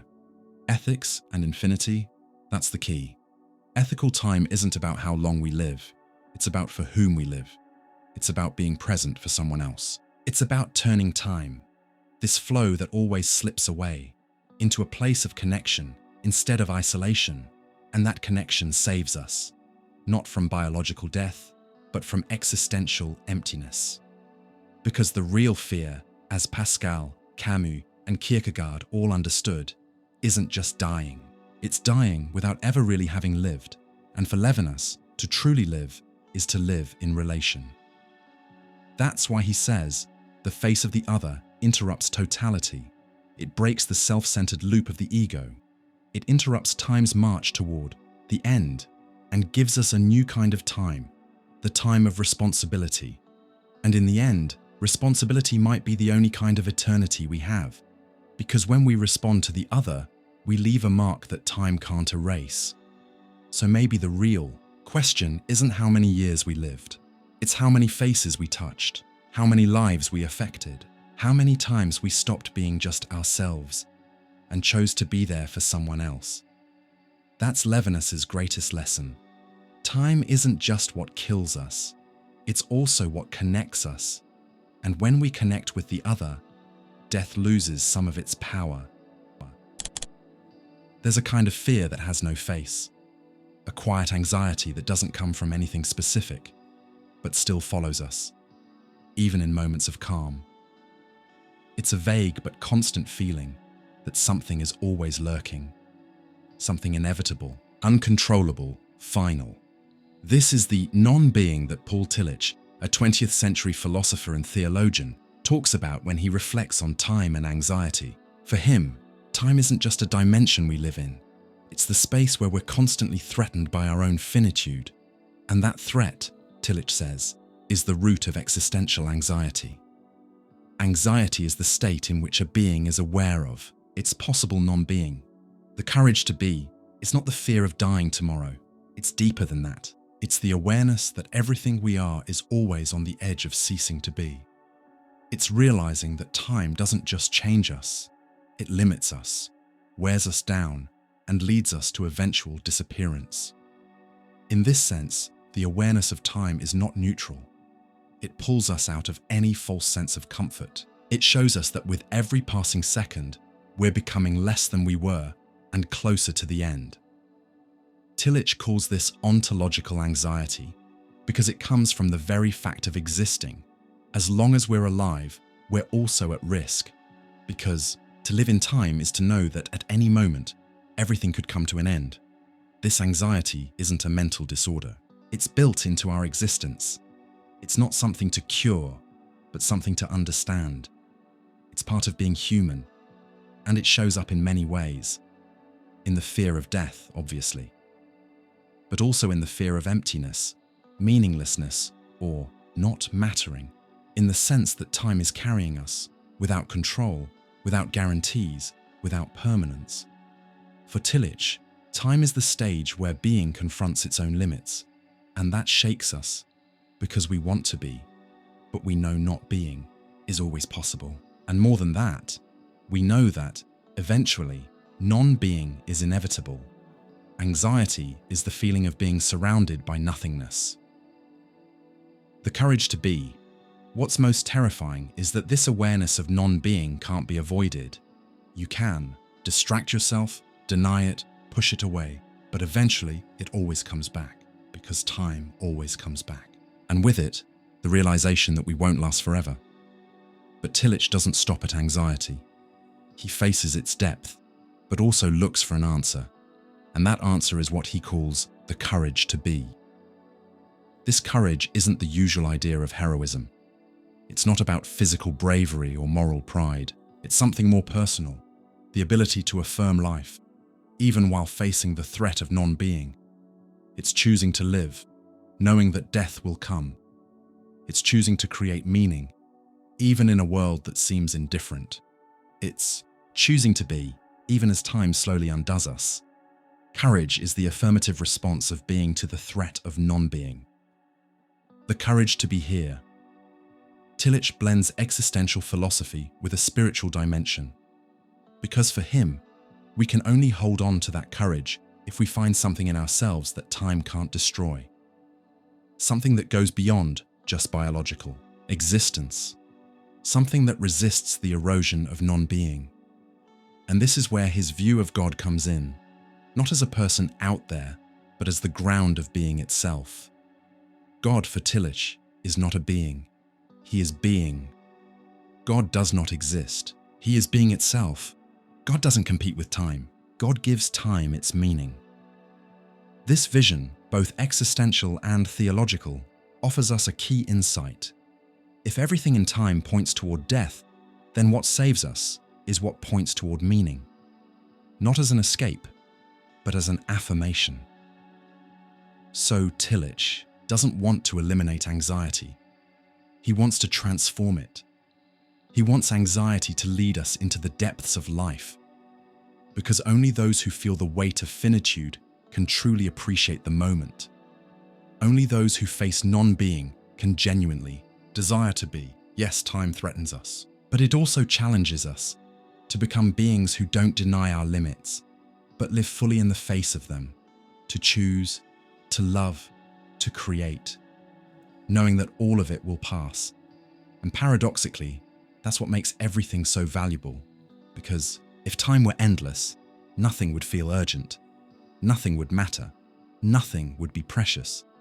But because time is limited, every gesture matters, every connection counts, every decision is, in a way, an act of resistance against non-being.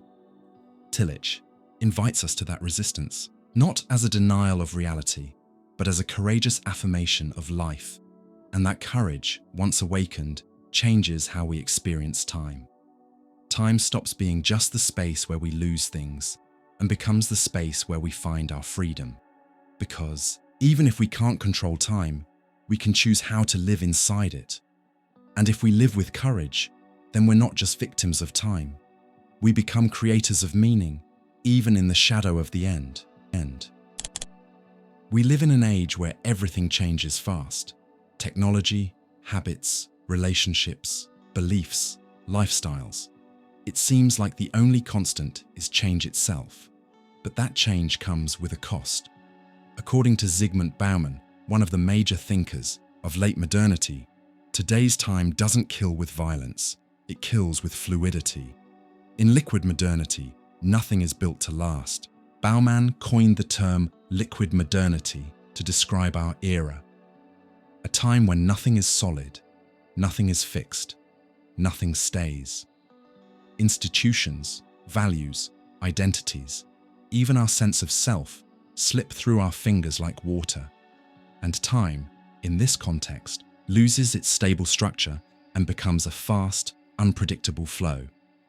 Unlike ancient time, which was cyclical, or classic modern time, which was linear and progressive, liquid time is volatile. It doesn't offer direction or security. It demands speed, constant adaptation, non-stop reinvention. And that's exhausting. In liquid time, if you don't run, you sink. If you pause to breathe, you fall behind. We live under the weight of planned obsolescence, not just of products, but of people, relationships, ideas. The new already comes with an expiration date, and that makes time a silent killer. Liquid society doesn't know what to do with time, only how to kill it. The paradox is painful. We've never had more access to information, communication, mobility. But we've also never been so anxious, so insecure, so lost. Because in this liquid time, we have nothing to hold on to. Human relationships reflect this in harsh ways. Deep connections give way to fragile, disposable, convenient ties. Intimacy is replaced by temporary compatibility.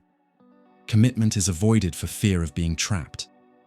Love is often treated like consumption, not connection.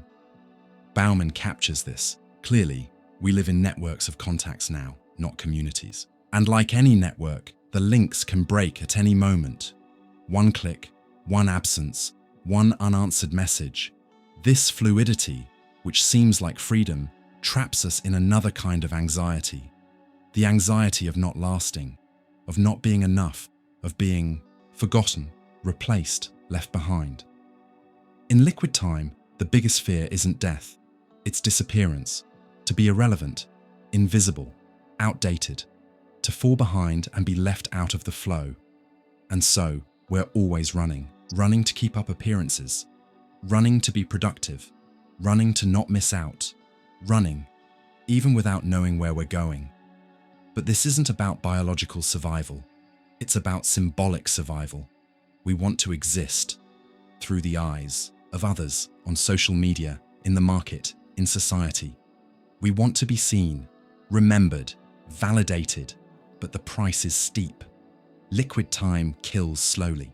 It kills silence, reflection, stability. It kills deep bonds. It kills collective memory. It kills the feeling of belonging. It kills the ability to truly be present. Because in liquid time, the present never feels like enough. Everything is urgent. Everything is temporary. Everything is for now. And that breaks down our sense of identity. Bauman warns us, when nothing is stable, the self becomes fragmented. We no longer have a continuous life story. We have scattered pieces. We switch jobs, locations, relationships, and beliefs at lightning speed. And in the end, we don't know who we are anymore. Individualism won, but it left us alone. That loneliness is the most painful symptom of liquid modernity. We're constantly connected, but often disconnected from ourselves and others, because fluidity demands lightness, and lightness means detachment. It's easy to make contact, hard to stay, easy to say hey, hard to say I'm here, easy to follow, hard to care. But Bauman doesn't write to make us give up. He writes to wake us up, to show us that liquid time isn't an unavoidable destiny. It's an ethical challenge. The question is, how can we live with depth in a world that melts everything? How can we build real bonds in a throwaway culture? How do we stay present in an age of constant distraction? The answer begins with an act of resistance. Resisting the pressure to move faster. Resisting the obsession with the new. Resisting the lie that freedom means not committing. Maybe, in the middle of this liquid time, our salvation is in solid acts, in keeping a friendship, in nurturing love, in following through on a project, in putting down roots, even when the world says to. Keep moving, because true freedom isn't escaping time. It's learning how to live in it with meaning, and that takes presence. It takes saying yes to something that might last. It takes choosing to be with someone, not out of need, but out of love. To live humanly is to resist the collapse of solidity. So, resisting liquid time doesn't mean going backward. It means creating new forms of depth in the present. It means asking hard questions.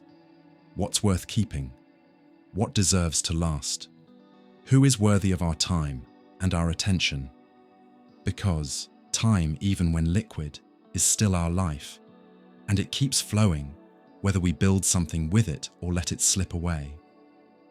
The real question is, are you letting time slip through your hands, or are you choosing what's worth holding on to? Most of us see time as something that holds us back, wears us down, or closes doors, but Georg Wilhelm Friedrich Hegel offers a completely different and fascinating perspective. For him, time isn't just the space we live in, it's the force behind a great rational narrative, a flow that brings freedom to life, the unfolding of what he called the absolute spirit. The purpose of history is the progress of the spirit's self-awareness, of reason. Hegel doesn't deny that individuals die. The body ages and falls apart, as science reminds us. But he adds something unexpected. Individual death is not the ultimate end.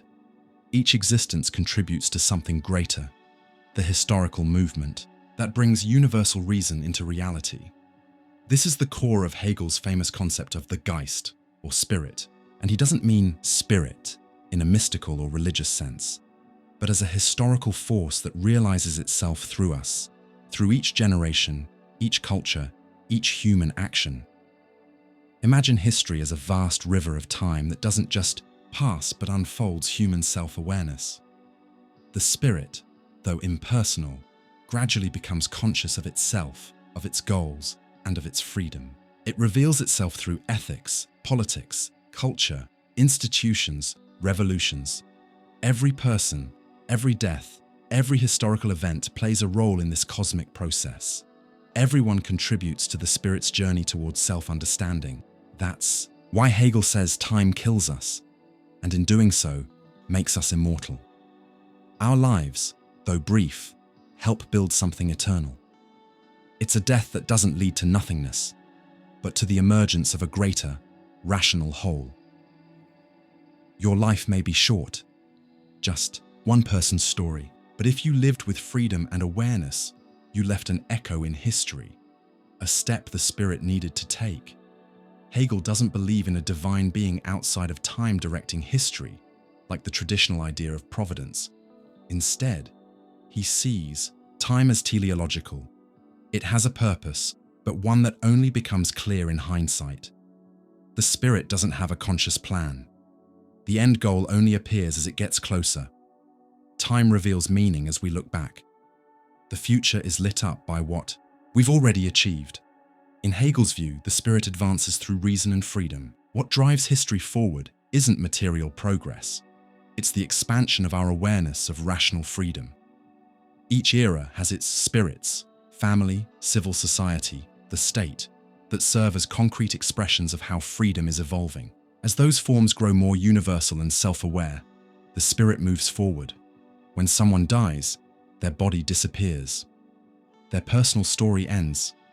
But if they helped shape the world, through ethical choices, ideals, institutions, they become part of the spirit's memory.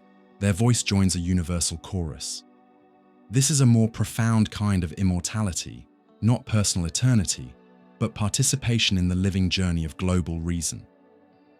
Hegel even says that some historical figures, like Napoleon, embody the spirit of their time, but he warns, even the greatest leaders can only act within the historical conditions already in place. They don't create time, they respond to what time demands. Time and history, for Hegel, are not just a linear timeline, they're a dialectic. Thesis, the current situation; antithesis, the conflict or challenge synthesis, the breakthrough resolution that leads to a new stage. This repeating process creates rational progress. Each resolved conflict gives rise to new forms of collective freedom and awareness. You might feel like your life doesn't matter, but if you've acted with reason, responsibility, and courage, even by the ethical standards of your time, you've helped the absolute spirit move forward. The spirit, in the end, learns about itself through the experiences, struggles, and cultures that make up the flow of history. If time were only silent destruction, we might scream into the void. But for Hegel, time moves toward a rational purpose. Each life is a fragment in that larger design. History shows us that what seems random or meaningless in the moment may later reveal a rational pattern when the spirit recognizes itself in what was created. If you left something behind, an idea, a work, an institution, you don't completely vanish when your body dies. You've left footprints in collective consciousness. You've planted seeds for the spirit to keep growing. This is Hegel's great hope. Death doesn't erase meaning. Meaning arises through the spirit's historical flow. Time may kill us as individuals, but it gives us the chance to be part of something greater. When we see our lives as steps in a rational story, our mortality becomes a source of strength, not as victims of time, but as co-authors of its unfolding. So instead of asking, "How can I stop time?" maybe we should ask, "What can I do today that helps the spirit recognize itself tomorrow?" And in answering that question, we realize, even though time moves forward, our actions can carry eternal weight, not through personal immortality, but through the growing awareness of human reason. Time doesn't always destroy us with visible disasters. Sometimes it consumes us through silence, precision, and routine. According to Michel Foucault, one of the most influential thinkers of the 20th century, modern time kills in an invisible way. Not with swords, but with systems. Not with screams, but with the ticking of a clock. Schools, factories, prisons, and hospitals aren't just institutions, they're control machines, where time becomes a tool of discipline. Discipline produces obedient bodies. From a young age, we're placed in environments where time isn't just something we live through. It's something that's managed, measured, and enforced. We learn to wake up with alarms, follow school schedules, divide our days into productive blocks. This structure of time feels natural, but it's not neutral. It shapes our behavior, sets our expectations, and programs our routines. Foucault calls this disciplinary time, a kind of time that acts on the body to train it, regulate it, and make it useful. It's present in school systems that dictate schedules, posture, and performance. It's in factories that organize workers' pace for maximum efficiency. It's in prisons that measure out even silence and movement. This kind of time doesn't shout. It whispers orders through repetition and routine, and that's what makes it so effective. It doesn't need violence. It works through observation, correction, and constant monitoring. Surveillance is permanent in its effects, even if it's intermittent in action. Foucault describes society as a disciplinary archipelago, where institutions function like islands using the same tools: surveillance, hierarchy, normalization. All of them control time to program our bodies. Not just to obey, but to internalize the control. That's when the disturbing question arises. Who would we be if we hadn't been shaped this way? If our sense of time hadn't been disciplined? Since childhood, Foucault's answer is unsettling. Modern time doesn't just control us, it creates us. We're not just victims of time, we are its products. We're people molded to fit systems of productivity, performance, and efficiency. And the quietest part of it all, we accept it. Worse, we participate in it. We study to get good grades. We work to meet deadlines. We measure success by how well we manage our time. We praise performance, even when it costs us our mental health, our relationships, and our freedom. But Foucault goes even further. In works like The History of Sexuality, he explains that modern power doesn't stop at disciplining individuals. It scales up to manage life itself. That's when he introduces the idea of biopower, a way for governments to manage populations, birth rates, death rates, public health, and economic productivity. Biopower is the way power deals with life. It's time turned into statistics, time as public policy, time as government strategy. We're born, and instantly measured, weighed, registered. Our lifespan, our ability to work, our health, all of it becomes data. All of it becomes something to be managed. Discipline controls the individual body. Biopower controls entire populations. But they share something in common. Both use time as a form of control over life itself. So what does this mean in practice? It means our death isn't just biological. We die slowly, every day, when we give in to time without awareness, when we let it shape us without resistance, when we accept that living is only about producing, performing, adapting. This kind of death is quiet because it disguises itself as success. It wears the mask of progress, but it's really the death of desire, freedom, and uniqueness. We become normal, but at the cost of our own authenticity. Still, Foucault offers us a way out. He didn't write from a place of hopelessness. For him, wherever there's power, there's always resistance.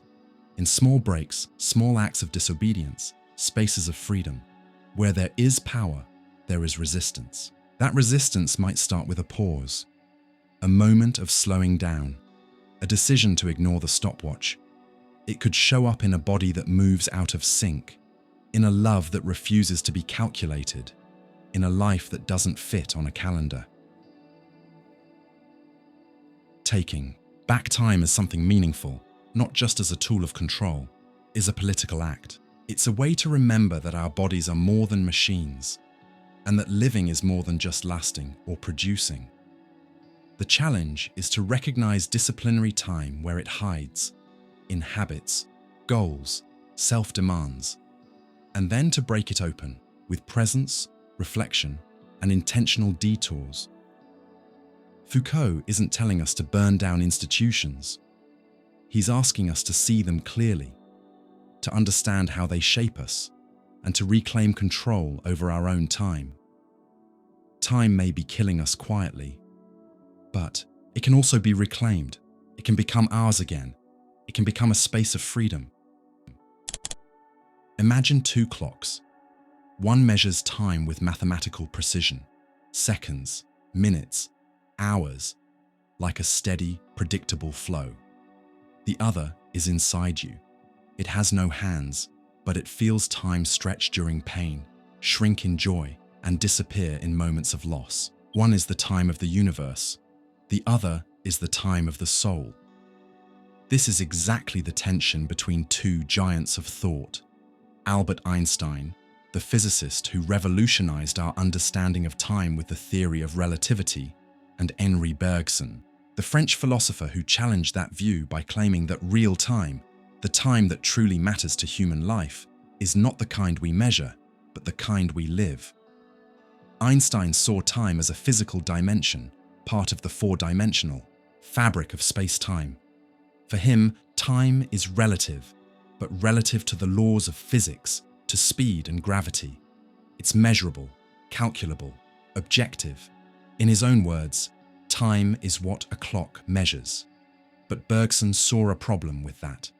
To him, reducing time to something that can be counted betrays its true nature.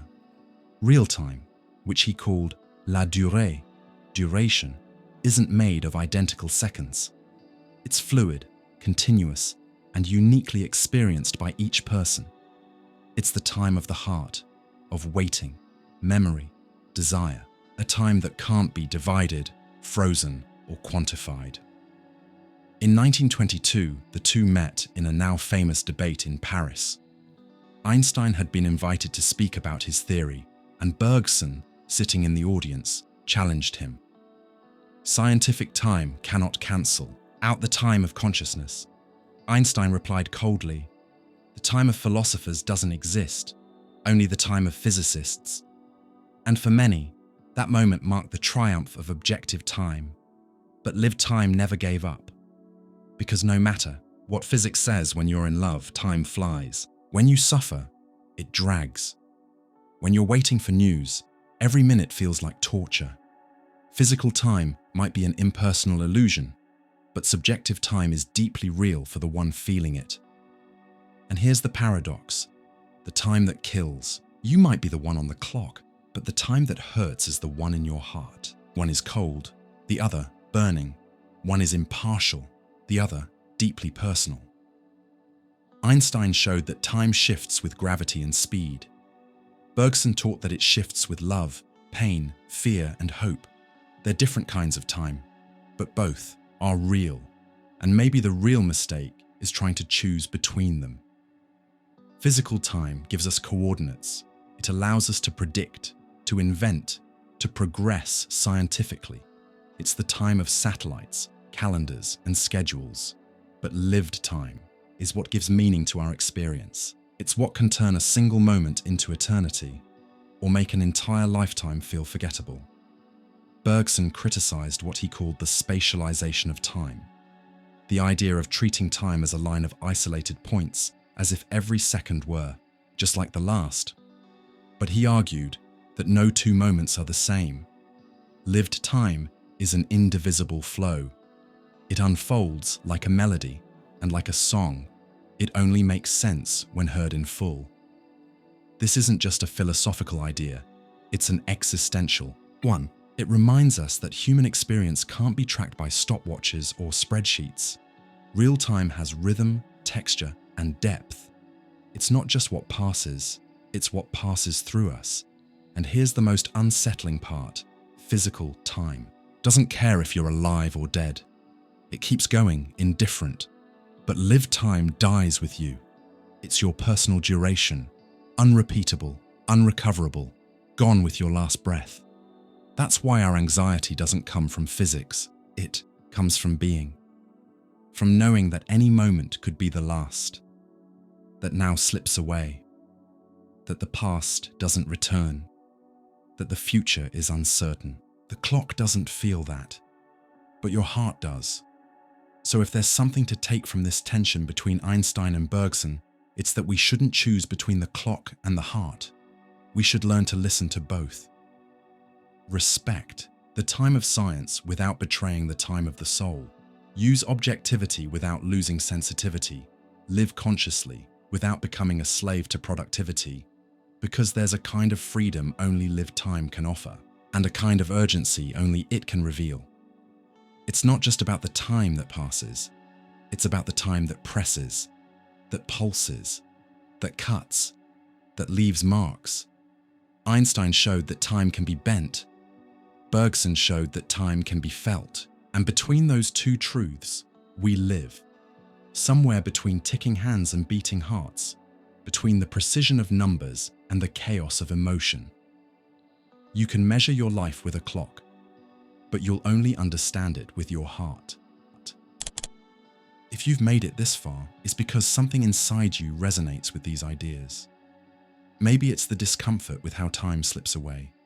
Maybe it's the search for meaning in a world that moves too fast. Whatever the reason, know this: you're not alone in this reflection. Throughout this journey, we've explored thoughts that are both unsettling and liberating.